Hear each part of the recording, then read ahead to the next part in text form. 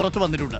അപകടം നടന്ന ദിവസം വൈകുന്നേരം ആണ് സോന ഈ പെട്രോൾ വാങ്ങി പോകുന്നത്. അതിന്റെ ദൃശ്യങ്ങളാണ് പ്രേക്ഷകർ കാണുന്നത്.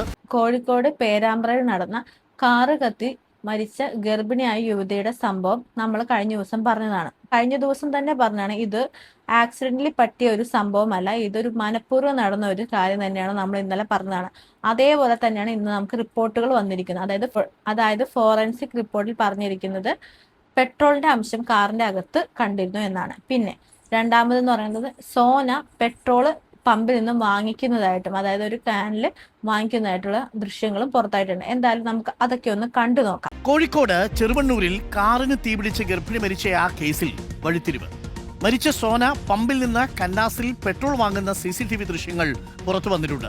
അപകടം നടന്ന ദിവസം വൈകുന്നേരം ആണ് സോന ഈ പെട്രോൾ വാങ്ങി പോകുന്നത്. അതിന്റെ ദൃശ്യങ്ങളാണ് പ്രേക്ഷകർ കാണുന്നത്.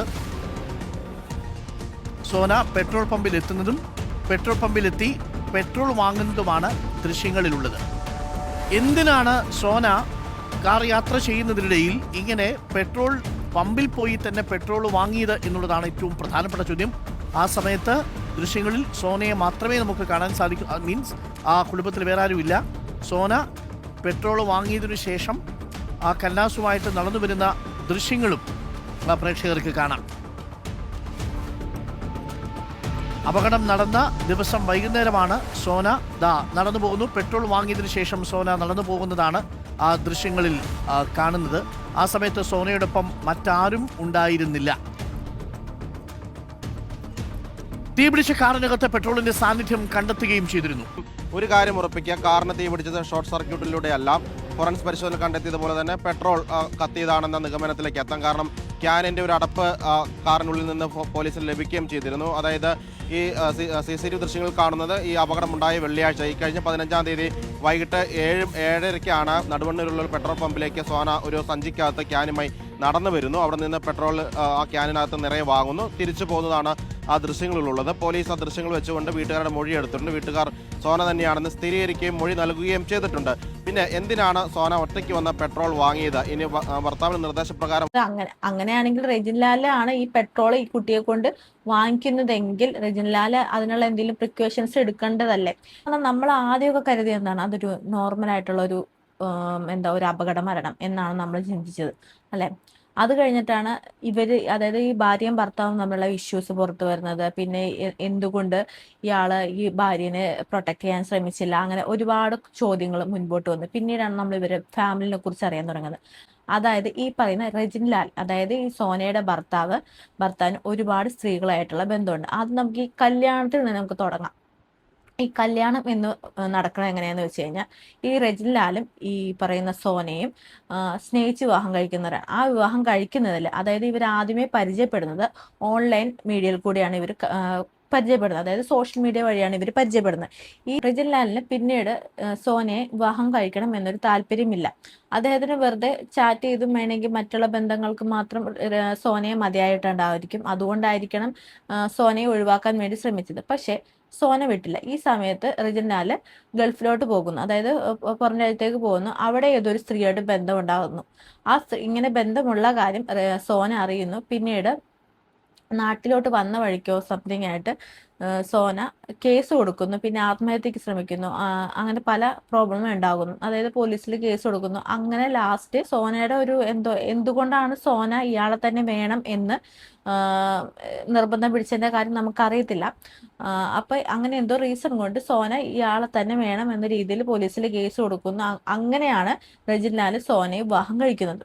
ഈ വിവാഹം കഴിച്ചിട്ടാണെങ്കിൽ പോലും ഇവർ തമ്മിൽ സ്വരച്ചേർച്ച ഒന്നും ഉണ്ടായില്ല. 2023 വിവാഹം നടക്കുന്നത്. നമ്മൾ ഇതൊക്കെ കഴിഞ്ഞ വീഡിയോയിൽ പറഞ്ഞതാണ്.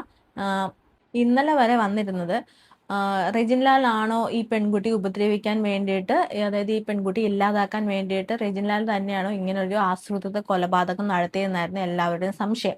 പക്ഷെ ഇന്ന് ഇതിനൊരു വലിയൊരു ട്വിസ്റ്റ് സംഭവിച്ചിരിക്കുകയാണ്. അതായത് സോന പെട്രോൾ വാങ്ങിച്ചുകൊണ്ട് പമ്പിൽ നിന്ന് പോകുന്നതായിട്ടൊരു CCTV ദൃശ്യം ഇന്ന് പുറത്തായിരിക്കുകയാണ്. സംഭവം നടന്ന അന്ന് സോന ഉണ്ടായത് അമ്മയുടെ പെങ്ങളുടെ വീട്ടിലാണ്. അവിടുത്തെ കസിനായിട്ട് സോന പല കാര്യങ്ങൾ ഡിസ്കസ് ചെയ്തിട്ടുണ്ട്. അപ്പം ആ ദിവസം രാത്രി സോന ഈ കസിനായിട്ട് പുറത്തു പോയിരുന്നു. പുറത്തു പോയപ്പോൾ ഒരുപാട് സാധനങ്ങളൊക്കെ വാങ്ങിച്ചു.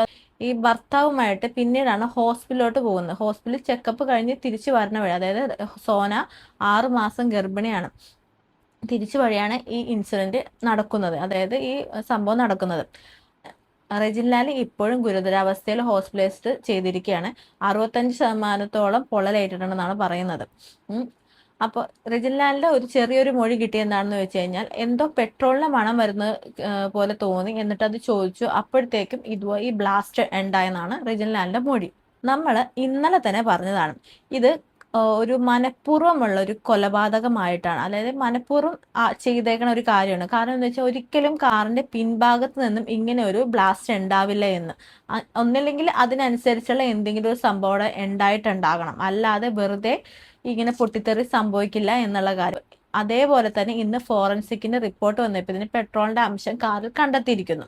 പിന്നെ സോന പെട്രോള് പമ്പിൽ നിന്നും വാങ്ങിക്കുന്നതായിട്ടും വന്നിരിക്കുന്നു. അങ്ങനെയുള്ള 2 വിശദാംശങ്ങൾ നമുക്ക് കിട്ടിക്കഴിഞ്ഞിരിക്കുന്നു. മിക്കവാറും ചെന്നെത്തുന്നത് സോന ഇത് കരുതിക്കൂട്ടി ചെയ്തതാണെന്നാണ് തോന്നുന്നത്. കാര്യം മരിക്കാൻ നേരത്ത് ഭർത്താവിനെയും കൂടി കൊണ്ടുപോയേക്കാം എന്നുള്ള രീതിയിൽ. കാര്യം എന്ന് വെച്ചാൽ, അതേപോലത്തെ ദ്രോഹം, ഭർത്തൃപീഡനം സോനയ്ക്ക് അതായത് ഭർത്താവിന്റെ കുടുംബത്തിൽ നിന്നും ഭർത്താവിൽ നിന്നൊക്കെ ഏറ്റിട്ടുണ്ടെന്നാണ് ഈ കസിൻ എന്ന് പറയുന്ന പെൺകുട്ടി പറയുന്നത്. അതായത് വയറ്റിൽ കിടന്ന കുഞ്ഞു പോലും തൻ്റെ അല്ലെന്ന് റെജിൻലാൽ ഈ സോനയോട് പറഞ്ഞിട്ടുണ്ട്. അപ്പൊ അതിന്റെ എല്ലാത്തിനെയും വിഷമം, കാരണം തന്റെ ജീവിതം നശിച്ചു, അങ്ങനെ ഒരു തോട്ട് സോനയ്ക്ക് ഉണ്ടായിട്ടുണ്ടാകാം. അതുകൊണ്ടായിരിക്കും സോന എന്തായാലും മരിക്കുമ്പോഴത്തേനും അവനെയും കൊണ്ടുപോകാം, ഭർത്താവിനെ കൂടി കൊണ്ടുപോകാം എന്ന രീതിയിൽ സോന ഇങ്ങനെ ഒരു സംഭവം ചെയ്തതായിട്ടാണ്, അങ്ങനെയുള്ള തെളിവുകളാണ് ഇപ്പൊ നമ്മുടെ മുമ്പിൽ ചൂണ്ടിക്കാണിച്ചു തന്നുകൊണ്ടിരിക്കുന്നത്. ഈ കേസിൽ എനിക്ക് പറയാനുള്ള ഒരു അഭിപ്രായം എന്താണെന്ന് വെച്ച് കഴിഞ്ഞാൽ, ഇപ്പൊ നമ്മളൊരു റിലേഷൻഷിപ്പിൽ ഇരിക്കും, അതായത് ചിലപ്പോൾ ഒരു മാരേജ് ആയിരിക്കാം, അതല്ലെങ്കിൽ ഒരു ലവ് ആയിരിക്കാം. ഈ 2 റിലേഷൻഷിപ്പിൽ ഇരിക്കുകയാണെങ്കിലും ചിലപ്പോൾ ഈ മാരേജിൽ വരാൻ നേരത്തെ അതിനകത്തൊരു അവിഹിതം അതാവും. അപ്പം അങ്ങനെ ഒരു റിലേഷൻ വരുമ്പോഴത്തേക്ക് നമ്മൾ എന്താ ചെയ്യേണ്ടതെന്ന് വെച്ച് കഴിഞ്ഞാൽ, അവർക്ക് വേറെ റിലേഷൻഷിപ്പ് ഉണ്ടെങ്കിൽ, അല്ലെങ്കിൽ അയാൾ ബാഡ് ആണെങ്കിൽ, അല്ലാതെ സ്ത്രീയും ആയിക്കോട്ടെ പുരുഷനും ആയിക്കോട്ടെ ബാഡ് ആണെങ്കിൽ, അത് നമ്മൾ അവിടെ വെച്ച് നിർത്തുക, അത് അവിടെ വെച്ച് സ്റ്റോപ്പ് ചെയ്യുക. പണ്ടത്തെ എന്നൊക്കെ പറയാൻ നേരത്തെ, പണ്ടത്തെ ചിന്താഗതിയിൽ എല്ലാവരും ഇങ്ങനെ ചിന്തിക്കുന്ന, നമ്മളങ്ങനെ ഫാമിലി ആണെങ്കിൽ നമ്മൾ അഡ്ജസ്റ്റ് ചെയ്ത് ജീവിക്കുക, അഡ്ജസ്റ്റ് ചെയ്ത് അങ്ങനെ പോവുക, അങ്ങനെയാണെങ്കിൽ അവർ നന്നായിക്കോളും. പക്ഷെ ഇന്നത്തെ ജനറേഷൻ അങ്ങനെയല്ല, ഇന്ന് ടോട്ടലി മാറിയിരിക്കുകയാണ്. ഇപ്പൊ ഒന്ന് പോയി കഴിഞ്ഞാൽ അപ്പൊ അടുത്ത് വരും, അങ്ങനെയുള്ളൊരു സീനിലോട്ടാണ് നമ്മളിപ്പോൾ ഈ പോയിക്കൊണ്ടിരിക്കുന്നത്. സോ നിങ്ങൾക്ക് ഇങ്ങനെയുള്ള ഒരു റിലേഷൻഷിപ്പിലോട്ടൊക്കെ നിങ്ങൾ വരികയാണെങ്കിൽ, അത് അവിടെ വെച്ച് ബ്രേക്ക് ചെയ്യുക. ആ റിലേഷൻഷിപ്പ് എന്താണ്, അത് മാരേജ് കഴിഞ്ഞതാണെങ്കിലും ബ്രേക്ക് ചെയ്യുക. ഒരിക്കലും നമ്മൾ അഡ്ജസ്റ്റ്മെന്റ് ചെയ്ത് നമ്മുടെ ലൈഫ് മുഴുവൻ നമുക്ക് കൊണ്ടുപോകാൻ സാധിക്കില്ല. കാരണം ഒരിക്കലും ഒരു കരട് വീണ് കഴിഞ്ഞാൽ അത് എപ്പോഴും നമ്മുടെ ഉള്ളിലുണ്ടാവും. ചിലപ്പോൾ നിങ്ങൾ ചുമ്മാ എന്തെങ്കിലും ഒന്ന് പറയുന്ന ടൈമിലായിരിക്കാം നിങ്ങൾ ആ ടോപ്പിക് എടുത്തിരുന്നത്. ആ ടോപ്പിക് എടുത്തിട്ട് കഴിഞ്ഞാൽ പിന്നെ അത് അവിടെ കിടന്ന് ഒന്നും കൂടി പുകഞ്ഞ് അങ്ങോട്ടും ഇങ്ങോട്ടും വഴക്കാവും. പിന്നെ എന്തൊക്കെ സംഭവിക്കണം നമുക്ക് പറയാൻ പറ്റില്ല. ഒറ്റ നിമിഷത്തെ ചിന്താഗതിയിലായിരിക്കും നമ്മളിപ്പോൾ ഇങ്ങനെ ചെയ്തു കൂട്ടുന്നത്. ഓരോന്നും ഇങ്ങനെയൊക്കെ ചെയ്തു കൂട്ടും. ഒരുപാട് കൊലപാതകങ്ങൾ ഇപ്പം തന്നെ നടന്നില്ല, ഇതുപോലെ ക്രൈമൊക്കെ. ഇപ്പം ഈ പെൺകുട്ടിയുടെ കാര്യം പറയുകയാണെങ്കിൽ, ഈ പെൺകുട്ടിയുടെ കസിൻ എന്ന് പറയുന്ന പെൺകുട്ടി പറയുന്നുണ്ട്, ഈ കൊച്ചിൻ്റെ അതായത് വയറ്റിൽ കിടക്കുന്ന കുഞ്ഞിനെ പോലും ഈ റെജിൻലാൽ സംശയിച്ചിരുന്നു. അതായത് അതേപോലൊരു രീതിയിലാണ് റെജിൻലാൽ ഈ സോനയെടുത്ത് പെരുമാറിക്കൊണ്ടിരുന്നത്. അപ്പോൾ ആ പെൺകുട്ടിക്ക് ജീവിതം മുഴുവനെപ്പാടെ പോയി എന്ന് വിചാരിച്ചിട്ടുണ്ടാകാം. അതായിരിക്കും അവള് ഇങ്ങനെ ഒരു ഇതിനകത്തോട്ട് ഈ പെൺകുട്ടി എത്തിച്ചേർന്നത്. എന്തായാലും നമുക്ക് ഇതുപോലെ ഈ റിലേഷൻഷിപ്പ്, അതായത് ഈ അവിഹിതങ്ങളൊക്കെ വരുവാണെങ്കിൽ നിങ്ങൾ അത് അവിടെ വെച്ച് സ്റ്റോപ്പ് ചെയ്യുക. ചിലരുണ്ടാവും നാട്ടുകാരെ പേടിച്ച് കൊണ്ട് നടക്കുന്നത്, ഒരു അഡ്ജസ്റ്റ്മെന്റ് ലൈഫിലൊക്കെ കൊണ്ടുപോകുന്നു.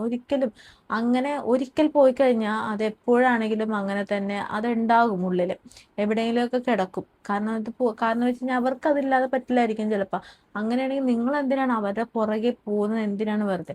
നമ്മൾ 1-2 തവണയൊക്കെ നമ്മളത് പറഞ്ഞ് നിർത്താൻ നോക്കും. ഇപ്പം ഈ റെജിൻലാലിന്റെ കേസിലാണെങ്കിൽ പോലും 1-2-3 തവണയൊക്കെ ഈ പെൺകുട്ടി ആദ്യത്തെ റിലേഷൻഷിപ്പൊക്കെ ബ്രേക്ക് ചെയ്യുന്നതാണ്, അതായത് പിടിച്ചതാണ്. എന്നിട്ട് അതൊരു പോലീസ് കേസ് വരെ ആയൊരു സീനാണ്. എന്നിട്ട് പോലും അത് വീണ്ടും ഇങ്ങനെ റിലേഷൻഷിപ്പ് ഉണ്ട് എന്നൊക്കെ അറിഞ്ഞിട്ടാണ് ഈ പെൺകുട്ടി ഈ ഒരു അവസ്ഥയിലോട്ട്, അതായത് ഈ പെൺകുട്ടിക്ക് അപ്പൊ അതേപോലെ മാനസികാവസ്ഥ പെൺകുട്ടി തകർന്നിട്ടുണ്ടാവും. അതായിരിക്കും ഇവള് പോകുമ്പോഴത്തേക്കും അവനെയും തന്നെ കൊണ്ടുപോകാം. കാരണം അവളുടെ ജീവിതം എന്തായാലും തീർന്നു, അവളുടെ വയറ്റിൽ കിടക്കുന്ന കുഞ്ഞിന്റെ ജീവൻ അവൾ തീർക്കാൻ വേണ്ടി അവൾ മനസ്സ് വിചാരിച്ചിട്ടുണ്ടെങ്കിൽ ആ കുട്ടിയുടെ മനസ്സ് അത്രയും ചത്തു ജീവിച്ചായിരിക്കും ആ പെൺകുട്ടി ഈ 6 മാസവും, അതായത് ഈ കുഞ്ഞിനെ വയറ്റിട്ടുണ്ട് 6 മാസവും കടന്നു പോയിക്കൊണ്ടിരിക്കുന്നത്. അല്ലാതെ അല്ലെങ്കിൽ അറ്റ്ലീസ്റ്റ് ഒരു കുഞ്ഞുണ്ടാകാൻ പോകുന്നു എന്ന് പറയുമ്പോൾ ഏതൊരാണിന്റെ ആണെങ്കിലും മനസ്സ് മാറും. അവരിലോട്ട്, അതായത് കുടുംബത്തിലോട്ട് ഒത്തുചേർന്ന് പോകും. അപ്പൊ ആ ടൈമിൽ പോലും ഈ പെൺകുട്ടിക്ക് അതിന്റെ ഒരു സന്തോഷം അനുഭവിക്കേണ്ടി വന്നിട്ടുണ്ടാവില്ല. അതായിരിക്കാം അവള് ലാസ്റ്റ് ഇങ്ങനെ ഒരു ഡിസിഷൻ എടുത്തിരിക്കുന്നത്. എന്തായാലും ഉടൻ തന്നെ ഇതിന്റെ ഫുൾ ഡീറ്റെയിൽസ് നമുക്ക് എന്തായാലും റിലീവ് ആവും. അപ്പൊ നമുക്ക് കൂടുതൽ അറിയാൻ പറ്റും. എന്തായാലും ഇനി ആരെങ്കിലും ഇതുപോലെ അഡ്ജസ്റ്റ്മെന്റ് ലൈഫൊക്കെ നയിച്ചോണ്ട് പോകുന്നവരാണെങ്കിൽ ദയവ് നിങ്ങൾ അത് അവിടെ അങ്ങ് നിർത്തുക. ഇപ്പൊ നിങ്ങൾ വിചാരിക്കുന്നുണ്ട് അപ്പൊ ഞാനാണെങ്കിലും ഓഫ് കോഴ്സ് ഞാൻ അങ്ങനെ തന്നെ ചെയ്യും. ഇപ്പൊ എന്നെ സംബന്ധിച്ച് എൻ്റെ ഒരു ലവ് മാരേജ് തന്നെ. ഇപ്പൊ എൻ്റെ ഹസ്ബൻഡിനുള്ള മറ്റൊരു റിലേഷൻഷിപ്പ് ഉണ്ടായി കഴിഞ്ഞാൽ നമുക്ക് ആദ്യം ഒന്ന് 2-3 തവണയൊക്കെ നമുക്കൊന്ന് കൺവിൻസ് ചെയ്യാൻ വേണ്ടി അവരോട് ഒന്ന് പറഞ്ഞ് മനസ്സിലാക്കി കൊടുക്കാം, നോക്കാം. പിന്നീട് അവരത് കണ്ടിന്യൂ ചെയ്യുവാണെങ്കിൽ നമ്മളെന്തിനാ വെറുതെ ഡെമ്മിയായിട്ട് അവരുടെ കൂടെ ജീവിക്കണം? അതിന്റെ ആവശ്യമില്ല. നമുക്ക് ഇന്നത്തെ സാഹചര്യം എന്ന് പറഞ്ഞാൽ നമുക്ക് ഒറ്റയ്ക്ക് ജീവിക്കാൻ പറ്റും. ആരും ഒന്നും, പണ്ടൊക്കെ ആണെങ്കിൽ ഒരു സ്ത്രീക്ക് ഒറ്റയ്ക്ക് ജീവിക്കാൻ സാധിക്കില്ല, അങ്ങനെയൊക്കെ ഒരു അവസരം ഉണ്ടായിരുന്നു. പക്ഷെ ഇന്ന് അങ്ങനെയല്ല. ഇന്ന് ഒരുപാട് കാലം മാറിയിട്ടുണ്ട്. ഇപ്പോഴത്തെ സ്ത്രീകൾക്ക് അത്യാവശ്യമല്ല, നല്ല രീതിയിൽ വിദ്യാഭ്യാസം ഉണ്ട്, അവർക്ക് സ്വന്തമായിട്ട് ഏൺ ചെയ്യുന്നുണ്ട്. അപ്പൊ അങ്ങനെയൊക്കെ ഉള്ള സമയത്ത് പെൺകുട്ടികൾ എപ്പോഴും അതാണ്, വിദ്യാഭ്യാസം എന്നുള്ളത് കാര്യം എപ്പോഴും നമ്മുടെ കയ്യിൽ വേണം. കാരണം അതുണ്ടെങ്കിൽ നമുക്ക് എവിടെയും പോയി ജീവിക്കാൻ പറ്റും, ഏത് കടലിലാണെങ്കിൽ നമുക്ക് പോയി ജീവിക്കാൻ പറ്റും. അപ്പൊ അതുകൊണ്ട് തന്നെ നമ്മൾ ഇങ്ങനത്തെ ഒരു റിലേഷൻഷിപ്പ് ഇങ്ങനെ നമ്മുടെ ലൈഫിൽ ആണിനാണെങ്കിലും പെണ്ണിനാണെങ്കിലും സെക്കൻഡ് റിലേഷൻഷിപ്പ്, അതായത് മൂന്നാമത് ഒരാൾ വരുവാണെങ്കിൽ അത് അവിടെ വെച്ച് സ്റ്റോപ്പ് ചെയ്യുക. പിന്നെ അത് കൊണ്ടുപോകേണ്ട കാര്യമില്ല. ഇതാണ് എൻ്റെ അഭിപ്രായം. കാരണം എൻ്റെ ഇൻസ്റ്റയിലൊക്കെയാണ് എനിക്ക് ഒരുപാട് DM വരാറുണ്ട്. ഞാൻ ഇതുപോലത്തെ അവിഹിതം, ഈ എക്സ്ട്രാ മാരിറ്റൽ റിലേഷൻഷിപ്പിനെ കുറിച്ച് ഒരുപാട് ഞാൻ വീഡിയോസ് മുൻപ് ചെയ്തിട്ടുണ്ട്. കാരണം നമ്മുടെ കൺമുന്നിൽ ഞാൻ ഒരുപാട് കണ്ടിട്ടുള്ള ആളാണ്. അപ്പം അങ്ങനെയുള്ളതിനെ കുറിച്ച് ഞാൻ പറയാൻ നേരത്തെ എനിക്ക് ഒരുപാട് അവരുടെ സ്റ്റോറി പറഞ്ഞിട്ട് എനിക്ക് മെസ്സേജ് അയക്കാറാണ്. ഞാനപ്പോൾ അവരോട് പറയും, എൻ്റെ അടുത്ത് സംസാരിച്ചിരുന്ന ആൾക്കാരോട് ഞാൻ ഒരിക്കലും പറഞ്ഞിട്ടില്ല നിങ്ങൾ ആ റിലേഷൻ തന്നെ പോകണം, നിങ്ങൾ മക്കൾക്ക് വേണ്ടി ആ റിലേഷൻ കൊണ്ടുപോകണം എന്ന് ഞാൻ ആരോടും പറഞ്ഞിട്ടില്ല. ഞാൻ പറഞ്ഞിട്ടുള്ളത് എന്ന് വെച്ച് കഴിഞ്ഞാൽ അവരുടെ കാര്യങ്ങളൊക്കെ കേട്ട് കഴിയുമ്പോൾ നമുക്ക് മനസ്സിലാവും ഇത് സ്റ്റോപ്പ് ആവുന്ന ഇതില്ല. അപ്പൊ ഞാൻ അവരോട് പറയണമെന്ന് വെച്ചാൽ നിങ്ങളത് ആ റിലേഷൻഷിപ്പ് ബ്രേക്ക് ചെയ്യാനേ ഞാൻ പറയത്തുള്ളൂ. കാരണം എന്ന് വെച്ചാൽ ലാസ്റ്റ് നമ്മളിത് ആർക്കോ വേണ്ടി ജീവിക്കാൻ നേരത്ത് ലാസ്റ്റ് ഇത് ചെന്നെത്തുന്നത്. കാരണം ഇന്നെന്ന് പറയുന്നത് ക്രൈമിനെ ആർക്കും പേടിയില്ലാതായിരിക്കും ഇന്നത്തെ കാലത്ത്. പണ്ടത്തെ കാലഘട്ടം എന്ന് പറഞ്ഞാൽ ക്രൈമിന് എല്ലാവർക്കും പേടിയുണ്ട്, ജയിലിൽ നിന്നൊക്കെ പറഞ്ഞ് പേടിയുണ്ട്. പക്ഷെ ഇന്നത്തെ കാലഘട്ടത്തിൽ ക്രൈമിനെ ആർക്കും പേടിയില്ല. കുറച്ച് നാൾ പോയിട്ട് ജയിലിൽ പോയി കിടന്നു കഴിഞ്ഞാൽ നല്ലൊരു അഡ്വക്കേറ്റിനെ വെച്ച് കഴിഞ്ഞാൽ നമുക്ക് പുറത്തേക്ക് ഇറങ്ങാം എന്നൊരു എല്ലാവർക്കും ഒരു ധാരണയുണ്ട്. അപ്പൊ അതുകൊണ്ട് തന്നെ ക്രൈമിനൊന്നും ആർക്കും പേടില്ല. അപ്പൊ ഇങ്ങനെയുള്ള റിലേഷൻഷിപ്പ് ഒക്കെ കൊണ്ടുപോയി കഴിഞ്ഞാൽ ഇത് ലാസ്റ്റ് ഇതുപോലുള്ള മരണത്തിലേക്കായിരിക്കും വന്ന് ചേരുന്നത്. അതായത് വീട്ടുകാരാണെങ്കിലും മക്കൾ ഇതേപോലത്തെ റിലേഷൻഷിപ്പിനെ കുറിച്ച് പറഞ്ഞിട്ടുണ്ടെങ്കിൽ മിക്കവാറും ഈ ലവ് മാരേജ് റിലേഷൻഷിപ്പിലൊക്കെ ഇങ്ങനെയുള്ള റിലേഷൻഷിപ്പ് ഭർത്താവിനുണ്ട് അല്ലെങ്കിൽ ഭാര്യയ്ക്ക് ഉണ്ട് എന്ന് പറയാനായിട്ട് എല്ലാവർക്കും ഒരു ബുദ്ധിമുട്ടായിരിക്കും. പക്ഷെ നിങ്ങൾക്ക് അങ്ങനെ എന്തെങ്കിലും ഒരു ഹിന്റ് എവിടെന്നെങ്കിലും കിട്ടുവാണെങ്കിൽ പാരൻസ് ആണെങ്കിലും മനസ്സിലാക്കി മക്കൾക്ക് പറയാനുള്ള എന്താ കാര്യം എന്ന് മനസ്സിലാക്കിയിട്ട് അവരെ ആദ്യം പിന്തിരിപ്പിക്കാൻ നോക്കാം. പണ്ടത്തെ കാലമല്ല, പെൺമക്കൾ വീട്ടിൽ വന്ന് നിന്നെന്ന് പറഞ്ഞിട്ട് ഒന്നും സംഭവിക്കാൻ പോണില്ല. അഥവാ നമുക്ക് ഒറ്റയ്ക്ക് ജീവിക്കാനുള്ള ഒരു മനക്കരുത്ത് ഉണ്ടെങ്കിൽ നമുക്ക് എവിടെയും ജീവിക്കാം, അതൊരാരുടെയും സഹായം ഇല്ലാതെ. ഇതാണ് എനിക്ക് പറയാനുള്ള ഒരു എന്താ പറയാ, എൻ്റെ ഒരു അഭിപ്രായം എന്ന് പറയുന്നത്.